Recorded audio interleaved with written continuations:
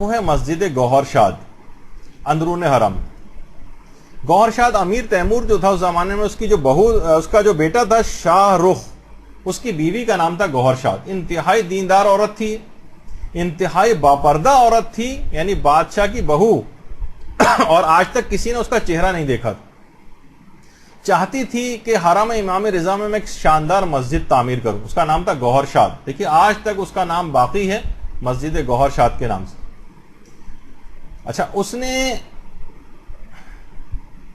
ایسے مزدور اور معمار بھرتی کے جن سے باقاعدہ شرائط نامہ لکھوایا گیا کہ تعمیر حرم امام رضا کی جو مسجد ہے، اس کا کوئی بھی کام جب بھی وہ کریں گے، کوئی بھی مزدور بغیر وضو کے کوئی کام نہیں کرے گا.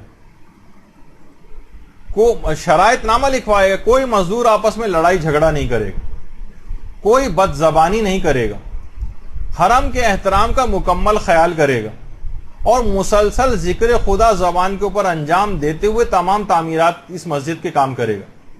بار برداری کے جو جانور، جو سامان وامان کو لے جانے کے لیے ہوں گے، ان میں کوئی بھی جانور کو بھوکا پیاسا نہیں رکھا جائے گا. کسی پر اس جانور کی طاقت سے زیادہ بوجھ نہیں لادا جائے گا، خواہ زیادہ چکر کیوں نہ لگانے پڑیں. جتنے چکر لگائیں گے اس کا دوگنا کرایہ میں اپنے پاس سے ادا کروں گی. دیکھیے گوہر شاد، کسی جانور کو مارا نہیں جائے گا. اور گاہے بگاہے وہ گوہر شاد معائنے کے لیے بھی آتی تھی. جب معائنے کے لیے آتی تھی تو مسجد کا اور حرم کا وہ علاقہ خالی کروا لیا جاتا تھا تاکہ اس پر کسی کی نگاہ نہ پڑے. تو اور نقاب اتار کے پھر وہ معائنہ کرتی تھی. ایک دفعہ باقاعدہ آواز لگائی گئی، سب حرم کو خالی کروا لیا گیا. مزدور ایک جو مینار پہ چڑھا ہوا تھا، اس کو آواز نہیں آئی. دیکھیے جو یہاں کی تاریخ بتائی جاتی، آواز نہیں آئی، وہ کام کرتا رہا. اس نے نقاب اتار کر اور شروع کر دیا معائنہ کرنا.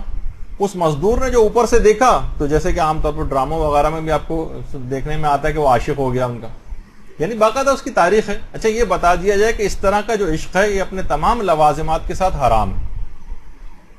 اور اتنا زیادہ اس کے اندر گرفتار ہوا کہ یہاں تک کہ بیمار پڑ گیا. عشق مجازی کی ایک نحوست یہ بھی ہوتی ہے کہ اس سے تمام اس میں بیمار بھی انسان ہو جاتا ہے. اچھا، مینار کا بہت ماہر تھا، کام سارا رک گیا. بہت مختصر کر کے وقت ختم ہو گیا، اس وجہ سے جا رہا ہوں. اچھا، کیونکہ بہرحال گوہر شاد بہت رحم دل تھی، جانوروں تک پہ اتنا رحم کرتی تھی، تو اس مزدور کی عیادت کے لیے گئی اور کہا کہ کم سے کم اس کو تو کسی طور پہ مکمل کرو مینار کو. اس نے کہا کہ مینار مکمل کرنے کی میری ایک شرط ہے، وہ شرط یہ ہے کہ مجھ سے شادی کر لو. مزدور نے کہا، حیران رہ گئی، کہنے لگی ارے میں شادی شدہ عورت ہوں. کہا کوئی مسئلہ نہیں، اپنے شوہر سے طلاق لے لو. ایک اور بات بتا دی جائے، فقہی مسئلہ ہے کہ کسی شادی شدہ عورت کو نکاح کا پیغام دینا یہ حرام ہے.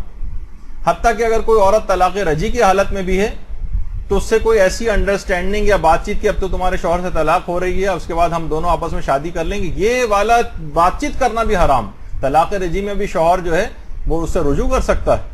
ابھی تک وہ پہلے شوہر کی اجازت کے بغیر بلکہ گھر سے باہر بھی نہیں جا سکتی. تو وہ حیران رہ گئی، کہا کہ نہیں، تمہیں اپنے شوہر سے طلاق لے لینا. اس نے کہا اچھا ٹھیک ہے، تم ایک شرط جب یہ لگا رہے ہو تو ایک شرط میری بھی، کہ تمہیں کم سے کم 40 روز تمام نمازیں اس مسجد کے اندر اس انداز سے ادا کرنی ہے کہ غیر خدا کا کوئی خیال تمہارے دماغ میں نہ آئے. مکمل اخلاص کے ساتھ تم انجام دو گے، تمہیں اپنے شوہر سے طلاق لے کے تم سے شادی کر لوں. کسی غیر خدا کا یہ تمہیں وعدہ کرنا پڑے گا مجھ سے. اچھا، وہ روزانہ اس نے قبول کر لیا، روزانہ مسجد میں آنے لگا اور روزانہ آ کر نمازیں خشوع و خضوع کے ساتھ پڑھنے لگا، اور اس دوران مینار کی تعمیر کا کام بھی کرتا گیا. اچھا، جیسے جیسے 40واں دن قریب آ رہا تھا، گوہر شاد دل کے اندر بہت پریشان تھی. امام رضا علیہ الصلوۃ والسلام سے توسل کیا، اللہم صلی علی محمد.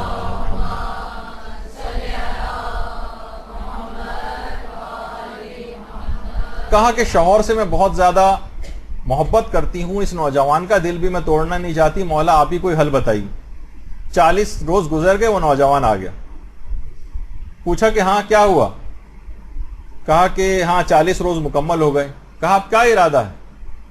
نوجوان نے، کیا میں طلاق لے لوں اپنے شوہر سے؟ اس نے کہا نہیں، اب اس کی کوئی ضرورت نہیں، تم اپنے شوہر کے ساتھ خوش رہو، مجھے اپنے پروردگار کے عشق حقیقی کی دولت اب مجھ کو مل گئی.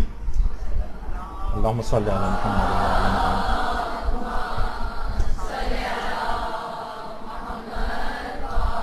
اب مجھے کسی دنیاوی عشق کو حاصل کرنے کی کوئی ضرورت نہیں، مسجد کے مکمل ہونے تک حرم امام رضا میں روزانہ نوجوان اس لحاظ سے وہاں آتا رہا۔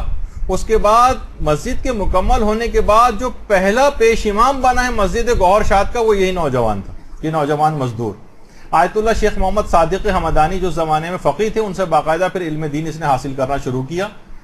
تو آپ نے دیکھا کہ بہرحال مکمل اخلاص کے ساتھ اس نوجوان اور اس گوہر شاد کا جو اخلاص اس کے اندر تھا، اور اس لحاظ سے جو ثواب جاریہ کے کاموں کی اس کی نیت تھی کہ ایک ایسی مسجد میں بناؤں مکمل اخلاص کے ساتھ، آج تک اس کا نام اس مسجد کے نام کے ساتھ جڑا ہوا ہے۔ مسجد گوہر شاد حرم امام رضا کی مشہور ترین جو ہے مساجد کے اندر سے ہے۔ اور دیکھیے اب اس کے بعد جتنے بھی ابھی جیسے کہ آپ سے کہا تھا کہ جو بھی آپ وہاں پر نذورات میں دیتے ہیں، وہاں جتنے لوگ آ کر نماز پڑھتے ہیں ان سب کے نمازوں کے اندر آپ شریک ہو جاتے ہیں، جتنی جماعت وہاں پر ہوتی ہے ان سب کے اندر آپ شریک ہو جاتے ہیں، ان سب کے ثوابوں میں۔ تو سوچیے اس گوہر شاد اور اس نوجوان نے جو اخلاص کے ساتھ کام کیا تھا، ان سب کے ثوابوں میں وہ نوجوان شریک ہوں۔ تو اس خاتون نے جو اس وقت کی جو عفت معابی اور تقوی جو دکھایا تھا، اس کے لحاظ سے، اور جتنے بھی عفت معاب نوجوان لڑکے اور لڑکیاں جن کی شادیوں میں تاخیر بھی ہو رہی ہے اور وہ عزت و عفت کے ساتھ پھر بھی بغیر گناہ کیے رہ رہے ہیں، ان سب کے لیے بھی سب مل کر بآواز بلند ایک درود بھیجیے۔